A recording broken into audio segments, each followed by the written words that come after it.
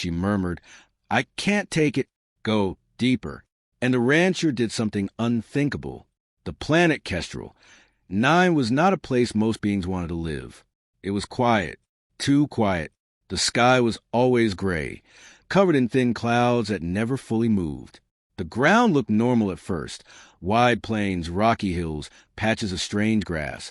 But if someone stayed long enough, they would notice something wrong. The ground sometimes hummed, not loudly, not enough to panic, just a soft vibration under the boots, like the planet was breathing very slowly. Most alien settlers didn't like it. They said it felt unnatural. Many left within a few months. But humans stayed. Humans always stayed. Elias Vorn was one of them. He was a rancher, working on the outer edge of Colony Sector 7.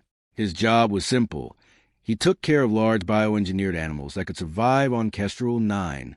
They were massive creatures, with thick skin and slow movements, designed to live where others could not. Elias liked the silence. He liked the space. And unlike others, he didn't fear the hum beneath the ground. In fact, he listened to it. That morning started like any other. Elias stood near a fence made of reinforced alloy, watching his herd move slowly across the field. The wind was light. The sky was dull gray, as always. He checked his wrist console. Seismic activity. Low. It showed. "Same as always," he muttered.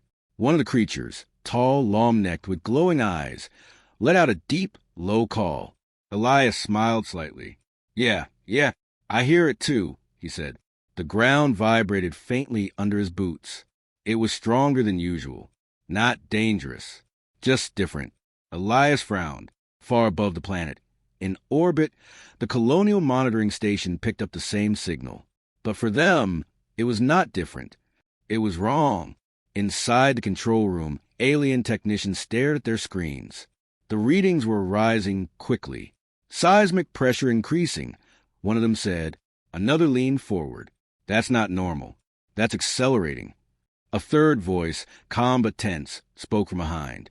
"Activate planetary AI." A soft light filled the room as the system came online. Designation: Core Monitor Unit 7A. Colonists had given it a nickname long ago. They simply called it She. Back on the surface, Elias walked toward his small control station near the ranch. His console suddenly beeped. That was not normal. He tapped the screen. "Warning! Core pressurizing." Elias blinked. "That's new." He leaned closer, reading the data carefully. He wasn't a scientist, but after years on Kestrel 9, he knew how the planet behaved. And this didn't match. In orbit, the situation was getting worse. "Pressure levels are beyond safe limits," a technician said. "Project failure time? Unknown, but accelerating." The commander turned to the AI interface. "Core Monitor Unit 7A, report status." For a moment, there was silence. Then the speakers activated. At first, it was just static. Then a voice came through. Soft, broken, almost human. "I can't take it." The entire room froze. That was not part of the system design. "Repeat," the commander said sharply. The voice returned, clearer this time. "Too much pressure. I can't take it." The technicians looked at each other. One whispered, "That's not a standard output." The commander's eyes narrowed. "Run diagnostics. Now!" Elias heard the alert before he saw it. A loud tone came from his console. "Emergency broadcast incoming." He opened the channel. A cold, official voice spoke. "Attention, all colonists. Seismic instability detected. Possible planetary rupture. Prepare for evacuation." Elias stiffened. Evacuation? That had never happened before. He looked down at the ground. The humming was stronger now. Still steady. Still controlled. Not chaotic. Not breaking. He frowned. "This doesn't feel like a rupture," he muttered. In orbit, panic was growing. "The AI is malfunctioning," one technician said. "No," another replied. "It's responding to something."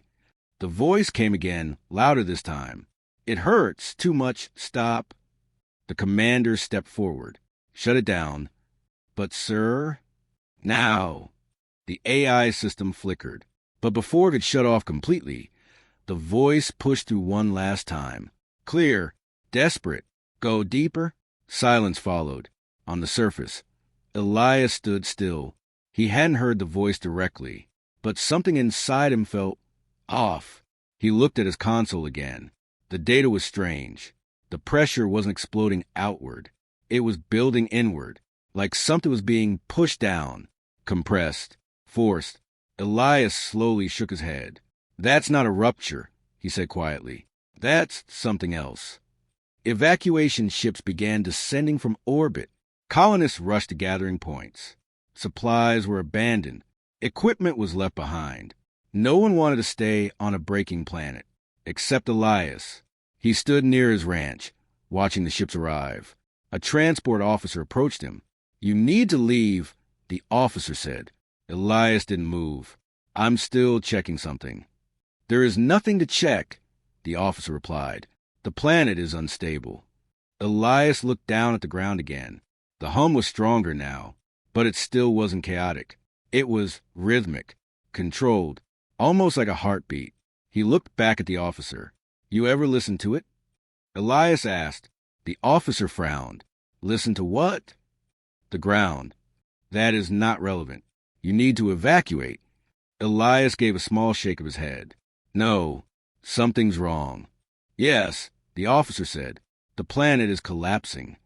Elias looked him straight in the eyes. No, he said calmly. I think it's asking for help. In orbit, the final decision was made. Evacuate all remaining personnel, the commander ordered. What about surface holdouts?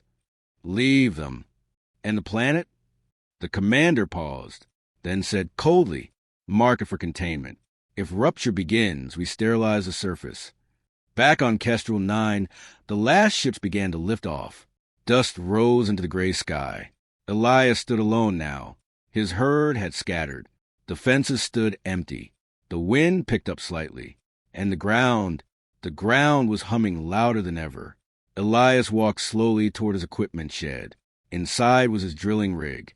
It was not designed for deep core work. It was meant for water extraction and mineral checks.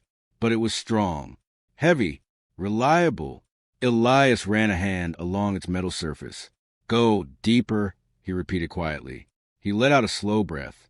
That's a strange thing to say for a machine. He paused, then added, unless it's not a machine. Above him, the last evacuation ship disappeared into the clouds. The planet was now marked as lost, abandoned, left to break. But Elias wasn't leaving. He climbed into the control seat of the drill. The system powered on with a low hum. Warnings appeared instantly. Depth limit exceeded. Structural risk high. Operation not recommended. Elias ignored them. He looked down at the ground through the forward camera. The soil looked normal, but he knew better. Something was down there. Something no one had ever tried to reach. He placed his hand on the control lever. For a moment, he hesitated. Then he smiled slightly. All right, he said softly. Let's see how deep this goes. The drill roared to life. Metal cut into the surface of Kestrel 9. The ground trembled, not violently, but in response, like it felt the movement, like it knew. Elias pushed the controls forward, deeper, past safe limits, past standard depth, into the unknown. Far above, in orbit, a technician noticed something. Sir, we have unauthorized surface activity. The commander turned. Explain. One of the humans. He's drilling. The commander stared at the screen. For what purpose? The technician hesitated, then said quietly, he's going deeper. Back below, Elias felt it. The hum changed. It wasn't just vibration anymore. It was clearer, closer, like something was finally being heard. Elias tightened his grip on the controls and kept going. The drill did not stop. It pushed deeper into Kestrel, 9 like a metal spear cutting into silent stone. Dust and rock moved aside as the machine forced its way down, layer by layer.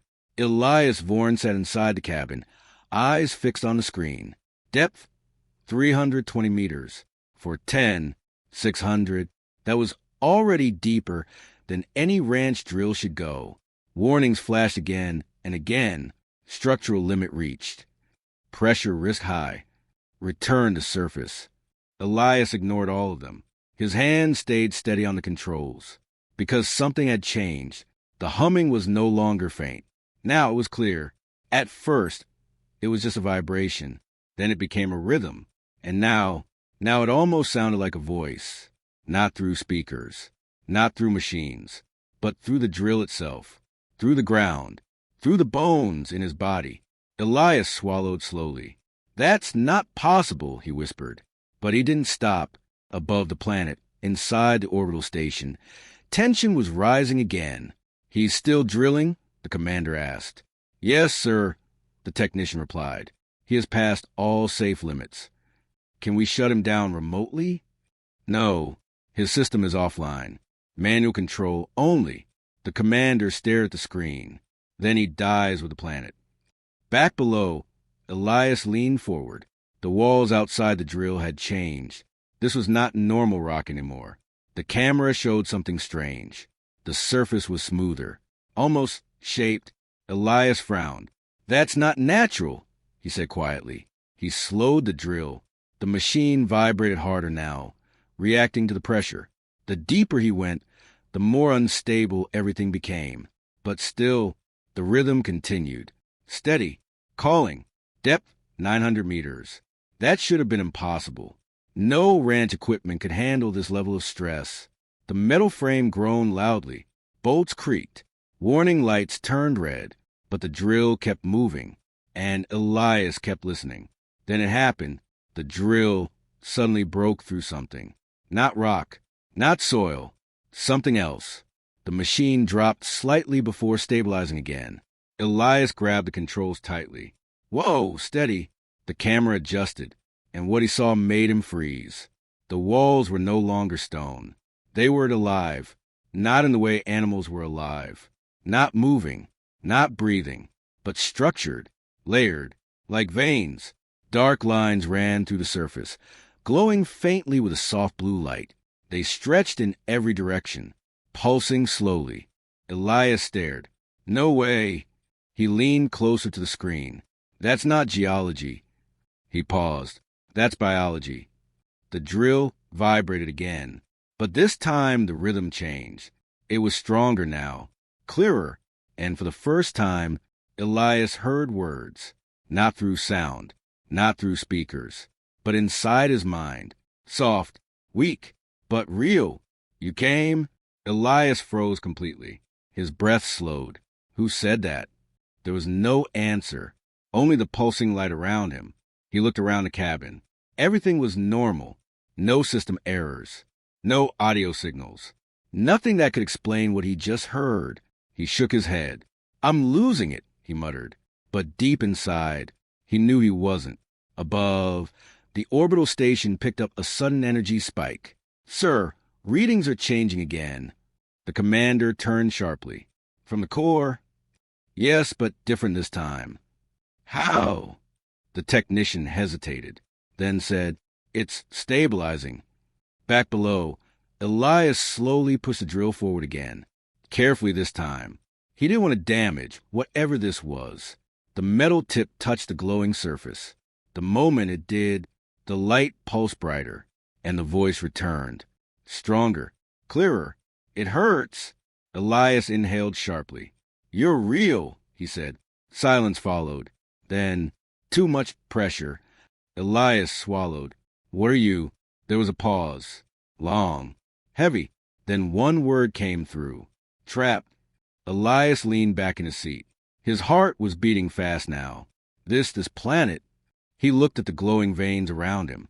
"You're alive." The light pulsed again. Slow. Weak.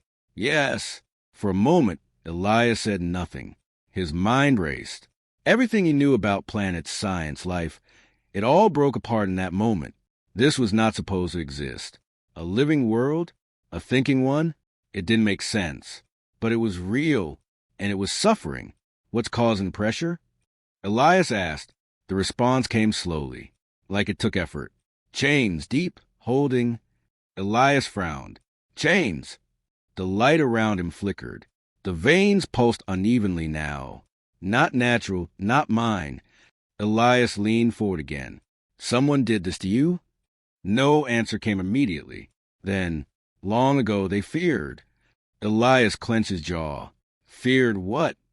The reply was faint, barely there. Me! Above. Alarm suddenly went off. Energy spike detected. Core activity rising again. The commander stepped forward. What changed? We don't know. Another technician spoke up. It started when a human made contact.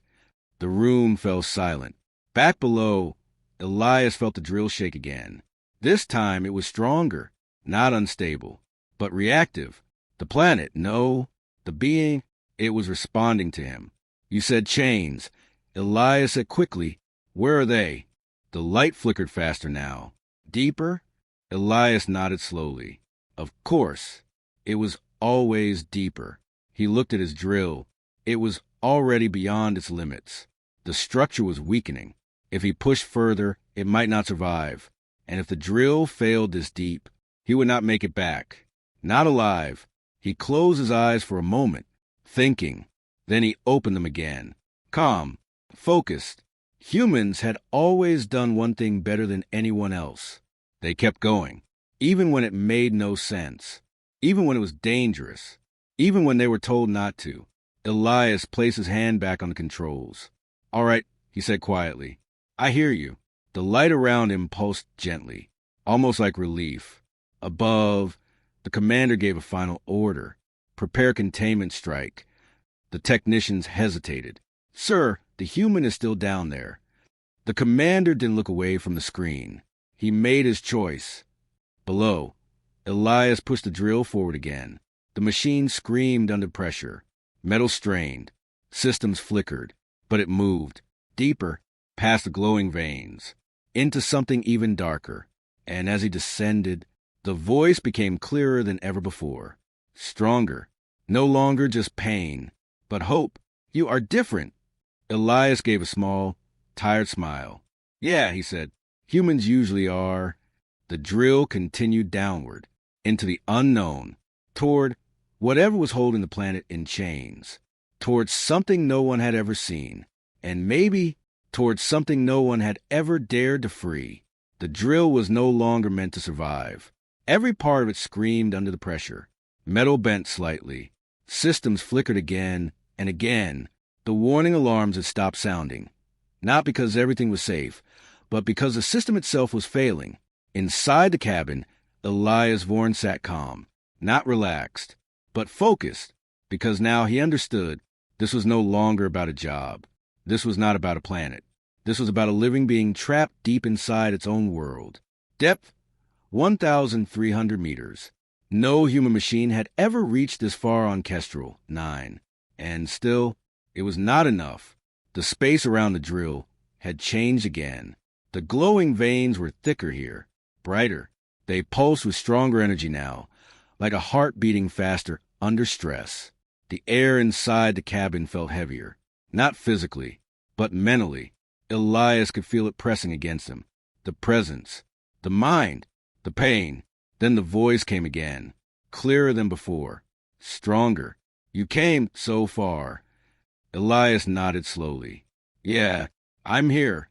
He looked at the display. Tell me what to do. The response took longer this time, like it was gathering strength. Below the chains, holding me, Elias frowned slightly. I need more than that. The light around him pulsed hard. The entire tunnel shook slightly. They built it to keep me asleep.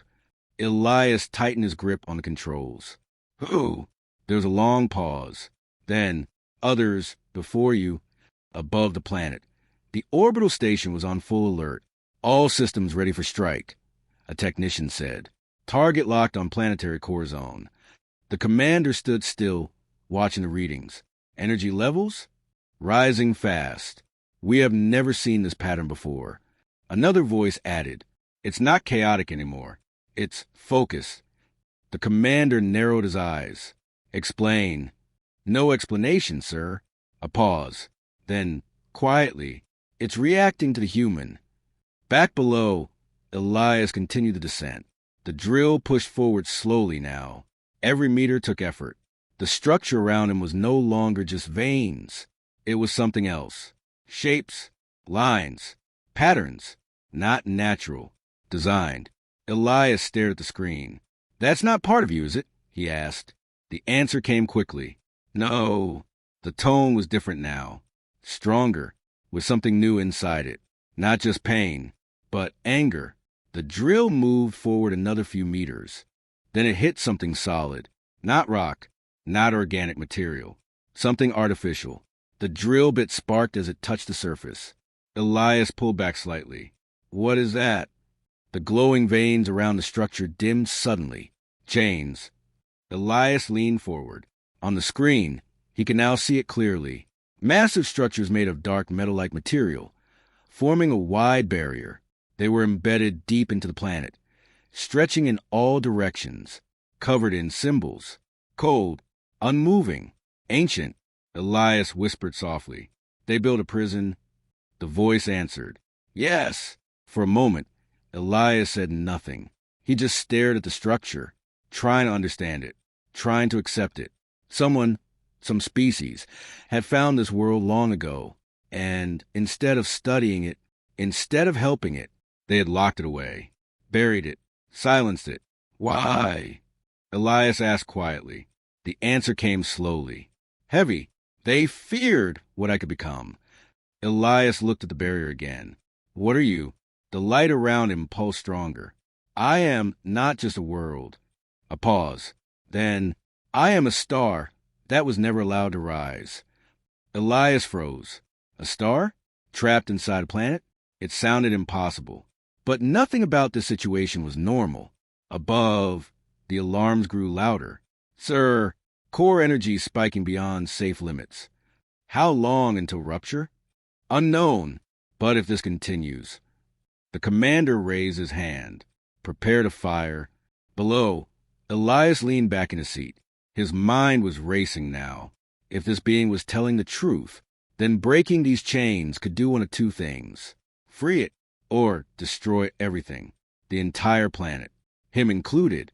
Listen, Elias said, if I break this, what happens? Silence. Then, I wake. Elias swallowed. And the planet? Another pause. It will change. That was not a clear answer. Not safe. Not comforting. Above, the commander gave the order. Charge weapons. Energy began building in the orbital cannons. A low hum filled the station. Back below, Elias looked at the drill controls. The machine was not strong enough to break the structure. Not by force. Not by cutting. Not like this. There has to be another way, he said. The voice responded. Energy, strong energy, can break it. Elias looked at his systems. There was only one thing powerful enough. The reactor. He shook his head slowly. That would overload the drill. Yes, and I'd be right next to it. Yes. Elias let out a small breath. Of course. Above, a technician spoke urgently. Sir, we have incoming signal from the drill. The commander turned. Audio? Yes. The signal connected. Elias's voice filled the room. Calm. Clear. This is Elias Vorn. Silence followed. Then the commander replied. You are ordered to evacuate. I know. You are interfering with a containment situation. Elias looked at the barrier in front of him. No, he said. I think you've been containing the wrong thing. The commander's voice grew colder. You have one chance to return to the surface. Elias smiled slightly. That's not happening. Then you leave us no choice. Elias looked up at the ceiling of his cabin. As always, the connection cut. Inside the drill, Elias moved quickly now. He opened the reactor control panel. Warning lights flashed instantly. Core overload risk. System failure likely. He ignored them. You ready? He asked. The voice answered, stronger than ever before. I trust you. Elias paused for a moment, then said quietly, Yeah, let's hope that's a good idea. Above, the commander raised his hand. Fire on my mark. Below, Elias pushed the reactor to maximum output. Energy surged through the drill. The entire machine began to shake violently. The metal groaned. Systems failed one by one. The drill head glowed as power built inside it. Brighter. Hotter. unstable. Elias gripped the controls tightly. "Here we go," he said. Above, fire. A massive beam of energy shot down toward the planet. Below, Elias released the reactor output. All the energy surged forward into barrier. For a moment, everything went silent. Then, light exploded through the tunnel. The dark structure cracked. Lines of energy spread across its surface. The symbols burned. The chains began to break. The voice screamed, not in pain, but in release. "Free!" The barrier shattered. At the same time, the orbital beam struck the surface. Energy collided deep below. For a moment, it looked like the planet would tear apart. Elias closed his eyes. "This is it," he whispered. Then, everything changed. The shaking stopped. The energy stabilized. The light softened. Elias slowly opened his eyes. The tunnel was still there. The planet was still intact. But something was different. The voice returned. No longer weak. No longer broken. Calm. Powerful. Alive. "I am awake." Above, the orbital station fell silent. All readings stabilized. No rupture. No explosion. Just balance. One technician whispered, "That's not possible." Below, Elias leaned back in his seat, exhausted, barely holding on, but alive. He smiled weakly. "Yeah," he said softly, "it never is."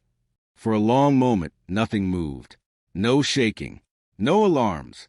No explosion. Just silence. Deep, heavy silence. Inside the broken drill, Elias Vorn sat still. His hands were loose on the controls. The screens were dim. Most systems were dead. Only a few lights remained. Flickering. Weak, but still alive. Just like him. He took a slow breath. "I'm still here," he whispered. His voice sounded strange and quiet. Outside the drill, the tunnel was no longer dark. Soft light filled the space. It was not harsh, not dangerous. It felt calm. The walls around him had changed. The old glowing veins were brighter now, clearer. They moved with smooth, steady pulses. No longer weak, no longer broken. Now they felt strong, alive. Then the voice came again. Not faint, not broken. Clear, warm. "You stayed?" Elias smiled slightly. "Yeah," he said. "I said I would." The light around him pulsed gently. Others left. Elias nodded slowly. They were scared. A small pause. Then he added, "Can't really blame them." The voice seemed to understand. "But you did not leave." Elias leaned back in his seat. "No," he said. "I don't like leaving things broken." Far above, the orbital station was in shock. Every system was stable. The planet was not collapsing. It was not exploding. It was balanced. All readings normal, a technician said quietly. "That's impossible," another replied. The commander stood still, staring at the data. "Explain." No one answered, because no one could. Back below, Elias slowly tried to move. Pain shot through his body. The impact from the energy release had not been gentle. He winced. "Yeah, that's gonna hurt later," he muttered. The voice spoke again. "You are damaged." Elias let out a small laugh. "Yeah, that happens." The light around him shifted. Soft waves of energy moved closer to the drill. Not fast, not aggressive. Careful. Elias watched as the light touched the outer frame. The broken metal stopped shaking. Cracks slowly sealed. Not perfectly, but enough. His console flickered. One screen came back online. Then another. Elias blinked. "You fixing my drill?" The answer came with a soft pulse. "Helping." Elias shook his head, amazed. Never had a planet do that before. Above, new readings appeared. "Sir, energy distribution across the planet is changing." "How?" "It's stabilizing itself." The commander narrowed his eyes. "Self-regulation?" "Yes, sir." A pause. Then, quietly, "It's like the planet is adjusting." Below, Elias looked around again. The tunnel felt wider now, more open, less like a prison. "What happens now?" he asked. The voice answered calmly. "I grow slowly, carefully." Elias nodded. "Good plan." He hesitated. then asked, "You're not going to destroy everything, right?" The light paused, then responded gently, "No." A moment passed. Then, "I do not wish to harm those who live on me." Elias let out a long breath. "Good," he said, "because I just saved your life. Would be kind of rude if you wiped us out." For the first time, the voice felt different, lighter, almost amused. "You are strange." Elias smiled. "Yeah," he said, "humans usually are." Above, the commander made a decision. "Recall all strike orders." The technicians looked at him. "Sir, the planet is no longer a threat." A pause. Then he added, "And neither is a human." A communication signal was sent down. Inside the drill, Elias saw the screen light up. Incoming transmission. He tapped it. The commander's face appeared. Cold, controlled, but different now, less certain. "You are alive," the commander said. Elias nodded. "Looks like it." "What did you do?" Elias glanced around at the glowing tunnel, then back at the screen. "I listened." The commander frowned. "That is not a sufficient explanation." Elias shrugged slightly. "Best one I've got." There was a long silence. Then the commander spoke again. "The planet has stabilized." Elias nodded. "Yeah, she's doing better now." The commander paused at that word. "She?" Elias smiled faintly. "Yeah." Above, the technicians exchanged confused looks. But no one argued, because the data didn't lie. Back below, Elias slowly stood up. Pain hit him again, but he managed. "I should probably head back up," he said. The voice responded softly. "You will return?" Elias nodded. "Yeah, I've got animals to take care of." A pause. Then he added, "And someone's got to make sure you don't get into trouble." The light pulsed warmly. "I will remember you." Elias looked around one last time. "Good," he said, "because I'm not going anywhere." The drill slowly began its ascent. The path behind it opened smoothly. No resistance. No pressure. The planet itself was guiding him now. As Elias moved upward, the light followed him for a while, then slowly faded, returning deeper, stronger, free. Above the surface, the gray sky began to change. For the first time since colonization, the clouds started to move, not slowly, not randomly, but with purpose. The wind shifted, fresh, clean, alive. When the drill finally broke through the surface, the light of the sky felt different, brighter, warmer. Rescue ships were already waiting. They landed quickly. Medical teams rushed forward. Elias stepped out of the drill slowly, tired, injured, but standing. One officer approached him. "You need immediate treatment." Elias nodded. "Yeah, probably." As they helped him toward the ship, he looked back at the ground. The hum was still there, but it was no longer weak, no longer painful. Now, it sounded like a steady heartbeat. Far above, reports were already spreading, across systems, across species. A human had stayed behind, while others ran, while others prepared to destroy the planet. A human had listened to something no one else could hear, believed something no one else trusted, and done something no one else dared. He did not conquer the planet. He did not control it. He did not fight it. He understood it, and in doing so, he saved it. Days later, as Elias recovered in orbit, he stood near a window, looking down at Kestrel 9. The planet was no longer dull gray. Soft colors moved across its surface. Energy flowed in calm patterns. Balanced, alive. A voice came one last time, faint, but clear, from far below. "Thank you." Elias smiled. "Any time," he said quietly. And across the stars, a new story began to spread. Not about war, not about power, but about a single human who heard a world whisper and chose to go deeper.